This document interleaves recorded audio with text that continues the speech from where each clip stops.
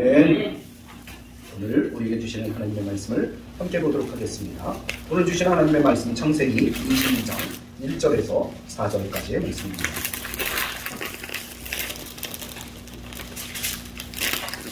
1절부터 10절까지 사실은 다 읽어야 되는데 너무나 길기 때문에 이 시간에는 1절부터 4절까지만 같이 합독하기로 합니다.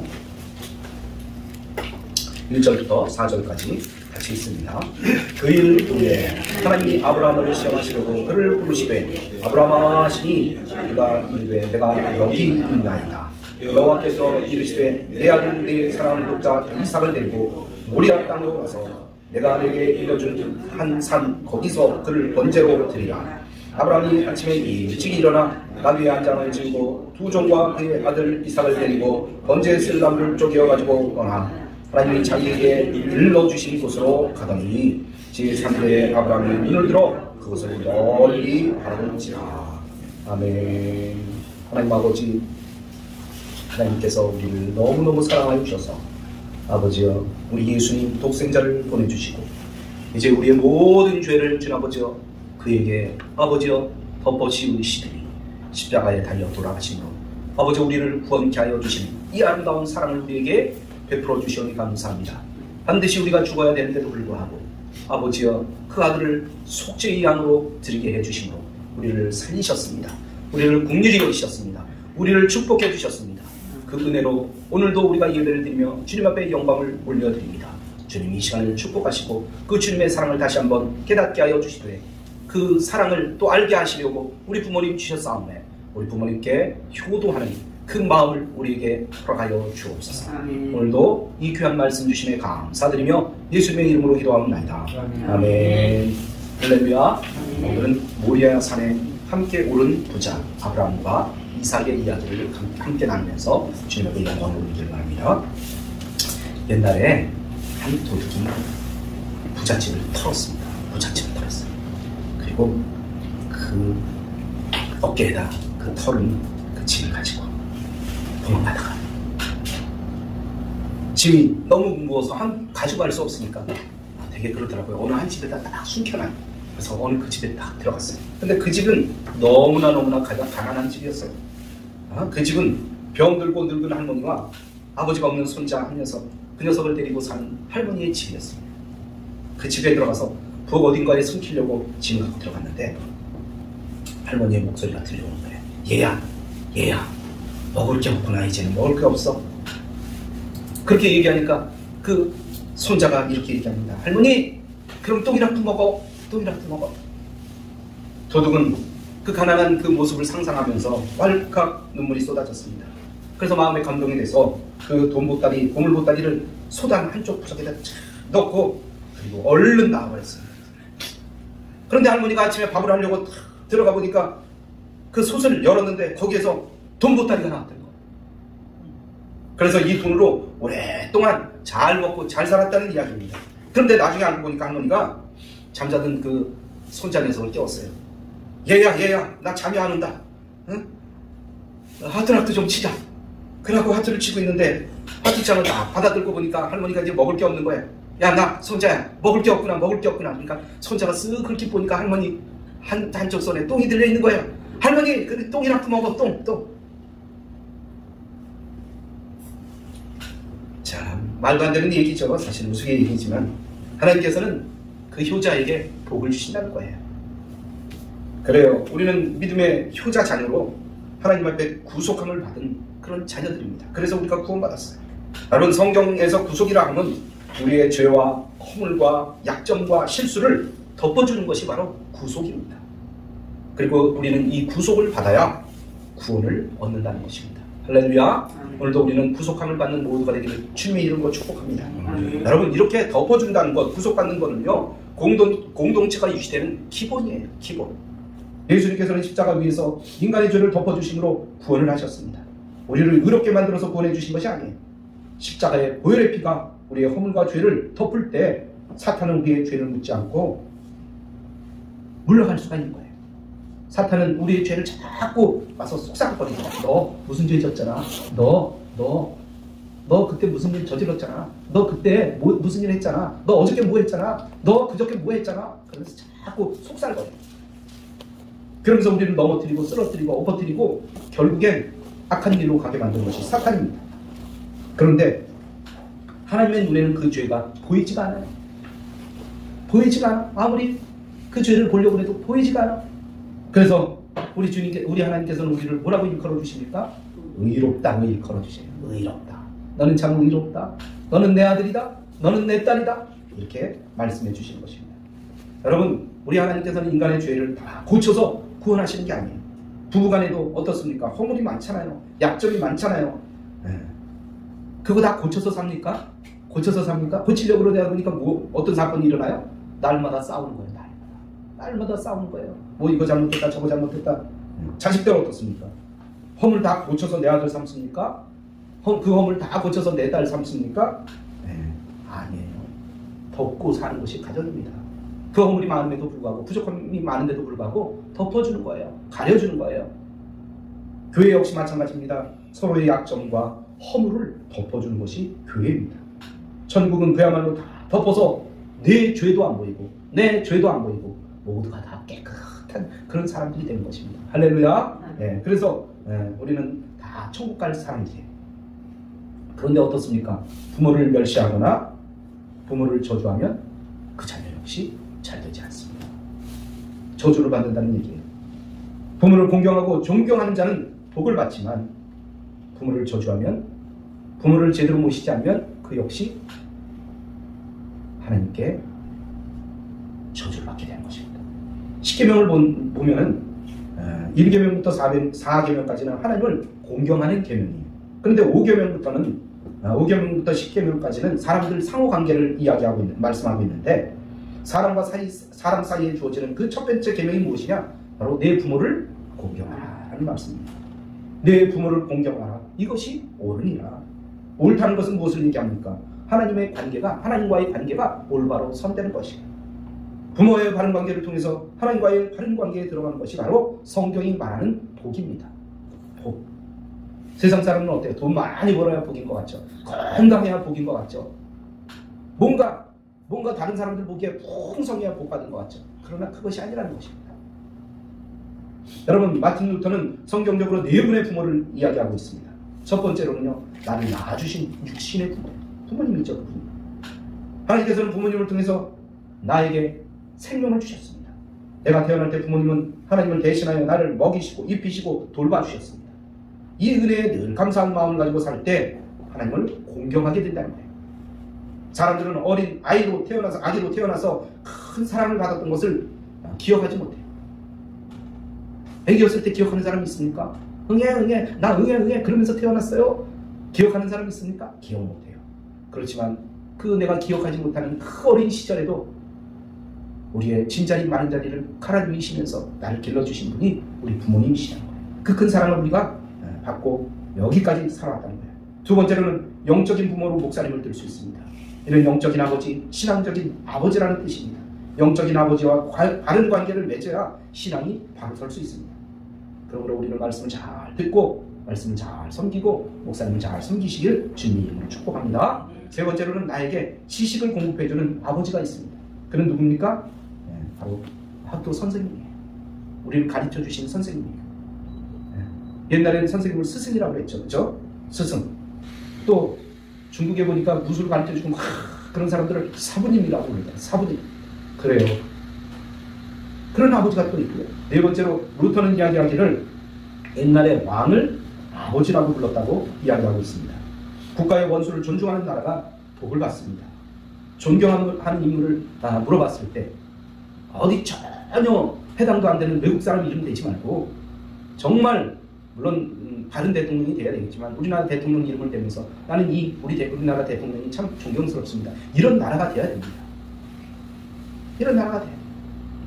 언젠가 우리 지방의 목사님 중에서 그 아들이 있는데, 그 아들이 언젠가 그 고백을 하는데, 나는 우리 아버지를 이 세상에서 가장 존경합니다 라고 이야기를 합니다.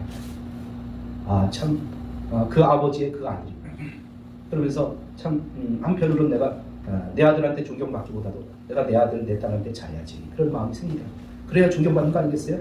네? 내 아버지가 내 아들, 딸한테 잘해야 존경받지. 내 아들, 딸한테 개체반으로 대해보세요. 막 욕하고 함부로 막 대하고 그러면 그 아들한테, 그 딸한테 존경받겠습니까? 네. 그러니까 내가 먼저 잘해야 돼. 내가 존경받는 행동을 해야 됩니다. 네. 그런 아버지와 어머님이 되시길 바라고요. 또 그렇게 존경받고 또 그런 분이 대통령이 되어서 정말 우리나라 어린 아이들한테 물어보면 나는 어떤 대통령처럼 될 거야 라는 그런 말들이 계속 있었으면 좋겠어요. 왜 얼토당토하는 저 아이젠하워를 존경한다는 등, 저 에디슨을 존경한다는 등, 미국 대통령 보지도 못하고 제대로 책에서나 봤던 링컨 대통령을 그렇게 존경한다고 얘기해요. 네? 언제 한번 봤습니까? 지금 보는 대통령은 존경하고 그래야 우리 나라가 잘 된다는 거예요. 그래야 그분의 인격을 믿고 우리의 모든 것들을 맡길 수 있다는 거예요. 그런 날이 오기를 주님의 이름으로 축복합니다. 네. 여러분, 부모님의 권위는 누가 주셨느냐? 바로 하나님께서 주신 거예요. 그러므로 부모를 회방하는 것은 하나님을 회방하는 것이고요. 그 부모를 무시하는 것은 하나님을 무시하는 것입니다. 부모님에게 불순종하는 것이 하나님께 불순종하는 것이고요. 내 부모 공경하는 것이 곧 하나님을 섬기는 것이라는 것을 우리는 알아야 할 것입니다. 여러분, 어버이날 그러면 매년 돌아오잖아요. 그죠? 매년 돌아와요. 어버이날, 어버이주일 매년 돌아옵니다. 여러분, 그렇지만 여러분 부모님이 계속 살아계신 게 아니라는 걸 우리는 알아야 될 것입니다. 그러므로 우리는 부모님이 살아계실 때 잘 섬겨야 됩니다. 잘 부모님의 뜻을 순종해야 될 것입니다. 여러분, 어떤 책을 보니까 이런 제목의 이야기가 제목 소설이 있더라고요. 글이 있더라고요. 어머니는 그래도 되는 줄 알았습니다. 어머니는 그래도 되는 줄 알았습니다. 심순덕이라는 분, 난 잘 알지 못하지만 그분이 쓴 그 글인데 제가 은혜가 돼서 한번 읽어드리겠습니다. 어머니는 그래도 되는 줄 알았습니다. 하루 종일 밭에서 죽어라 힘들게 일해도 어머니는 그래도 되는 줄 알았습니다. 찬밥 한 덩이로 대충 부뚜막에 앉아 점심을 때우도 어머니는 그래도 되는 줄 알았습니다. 한겨울 냇가에서 맨손으로 빨래를 방망이질 해도 어머니는 그래도 되는 줄 알았습니다. 배부르다, 생각 없다, 식구들 다 먹이고 굶어도 어머니는 그래도 되는 줄 알았습니다. 손톱이 깎을 수 없을 정도로 다 닳고 문드러져도 어머니는 그래도 되는 줄 알았습니다. 아버지가 화내고 자식들이 속 썩여도 끄떡없는 어머니는 그래도 되는 줄 알았습니다. 그런 어머니가 언젠가는 외할머니가 보고 싶다, 외할머니가 보고 싶다, 그것이 그냥 넋두리인 줄, 어머니의 넋두리인 줄 알았습니다. 한밤중 자다 깨어 방구석에서 한없이 소리 죽여 울던 어머니를 본 후로는 어머니에게 그러면 안 되는 것이었습니다. 이런 짧은 이야기가 있습니다. 여러분, 그 간절한 마음이 여러분의 마음이 되기를 주님의 이름으로 축복합니다. 여러분, 우리는 부모님의 눈물을 읽을 줄 알아야 합니다. 그것이 효자입니다. 하나님의 사랑을 느낄 줄 아는 성도가 하나님께 효자 성도가 되는 것입니다. 오늘 본문에 보니까 오리아 산은 효자가 오르는 산이었습니다. 골고다 언덕은 하나님 앞에 순종하는 효자 예수님께서 오르신 산이었습니다. 예수님은 참 효자이셨습니다. 징례 받으실 때 하나님이 그 아들을 향하여 이렇게 말씀하십니다. 이는 내 사랑하는 아들이요 내 기뻐하는 자라. 우리 성도들은 하나님 앞에서 이 말씀을 들어야 돼요. 이 말씀을 듣고 살아야 우리는 제대로 사는 거예요. 여러분, 뭐가 제대로 사는 겁니까? 건강하면 제대로 사는 겁니까? 돈 많이 벌어서 그 40평 50평짜리 아파트 살아서 그냥 다른 사람들에게 이렇게 떵떵거리면서 살면 그것이 잘 사는 겁니까? 그래요. 그거는 인간적으로 볼 때는 잘 살 수 있겠죠. 하나님 보시기에는 그것보다도 정말 하나님 사랑하고 하나님의 뜻을 따르며 순종하는 것이 잘 사는 것입니다. 정말 행복하게 사는 것이 잘 사는 것입니다. 여러분, 오늘 본문에 보니까 부모에게 최대의 효를 이룬 모리아산의 사건이 기록되어 있습니다. 여러분, 여기에 보니까 그 인물, 그 주인공이 나와 있는데 그가 누구입니까? 바로 아브라함입니다. 아브라함은 사랑하는 자식을 번제로 드리라는 하나님의 명령을 받고 그 아들의 손을 붙들고 나무를 어깨에 짊어지고 모리아산에 오릅니다. 그래요. 그 아들은 어떤 아들입니까? 100세 때 얻은 아들이잖아요. 그래요. 또 아들 주겠습니까? 더 이상 아들을 얻을 수 없는, 우리 인간적으로 볼 때 이제는 더 이상 자녀를 얻을 수 없는 그런 몸이에요. 이 아들을 잃으면 다시는 얻을 수 없는 거예요. 그런데 우리 하나님께서 언젠가 내 아들을 주시니 그 아들을 이제 바치라고 그러는 거예요.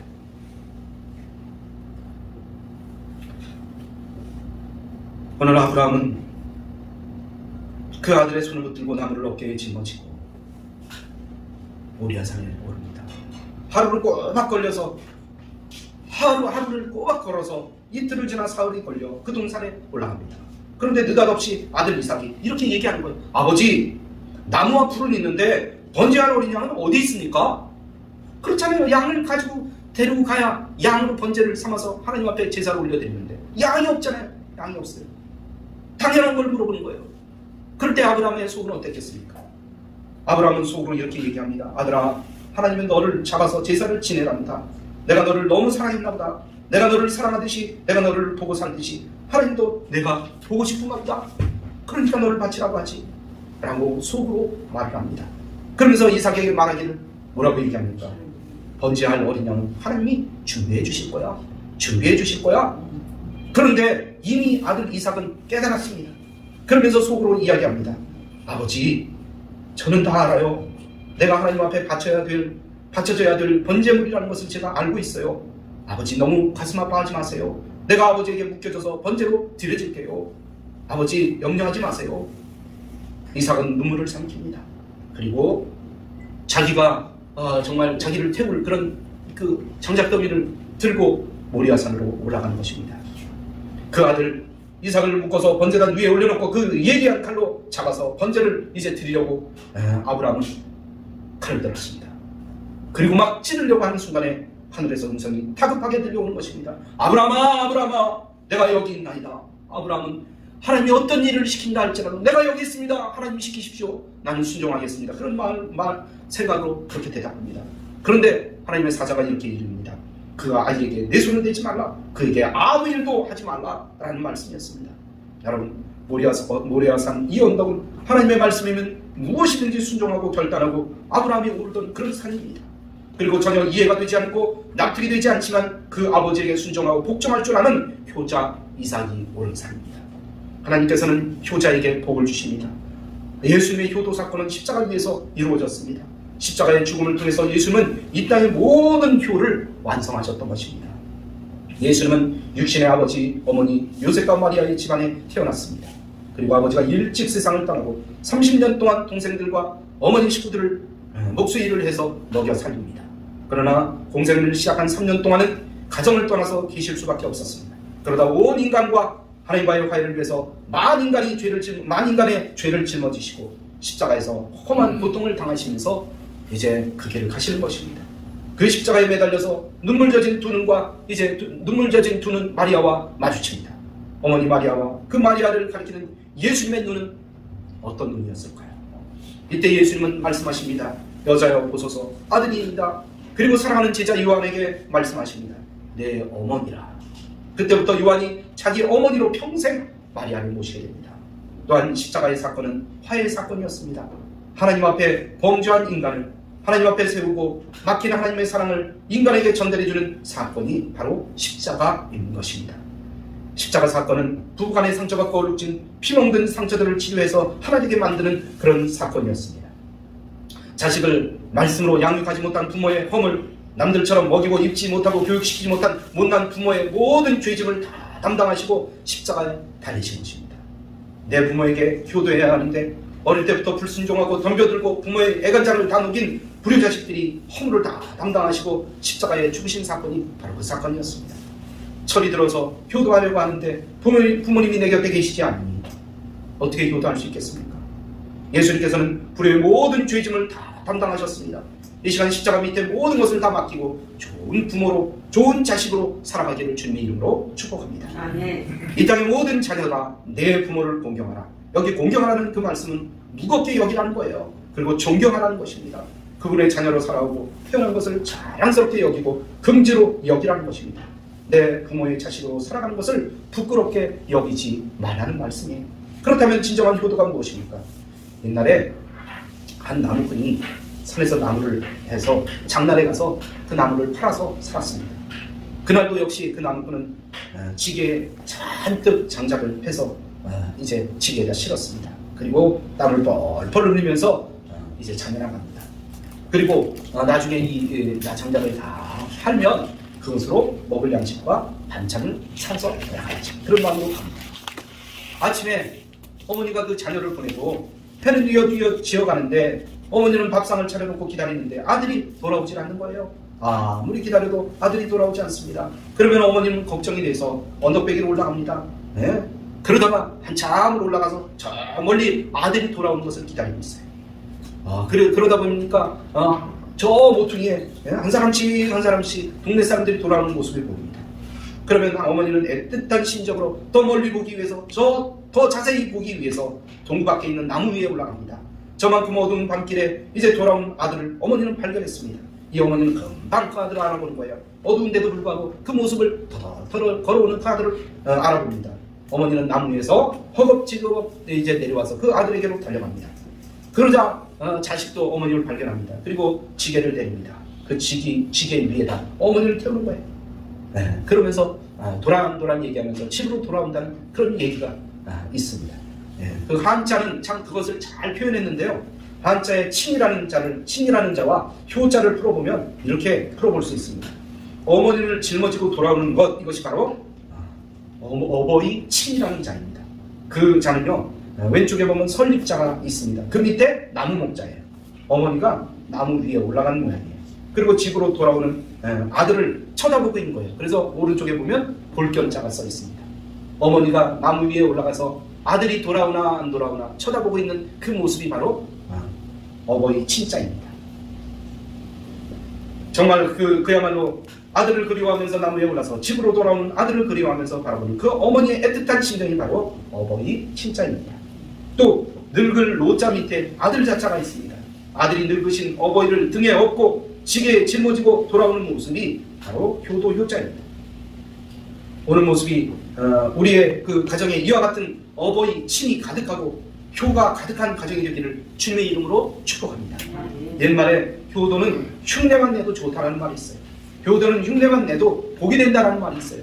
그러므로 우리는 하나님 앞에 또 부모님 앞에 효도하는 모두가 되기를 주님의 이름으로 축복합니다. 여러분, 모리아산 골고다 언덕은 하나님의 뜻을 따라 자식을 죽여야 하는 아버지 아브라함이 이제 그 예수님의 마음이 있는 그런 곳이 바로 이 산입니다. 효자가 오르는 동산이 바로 그 동산입니다.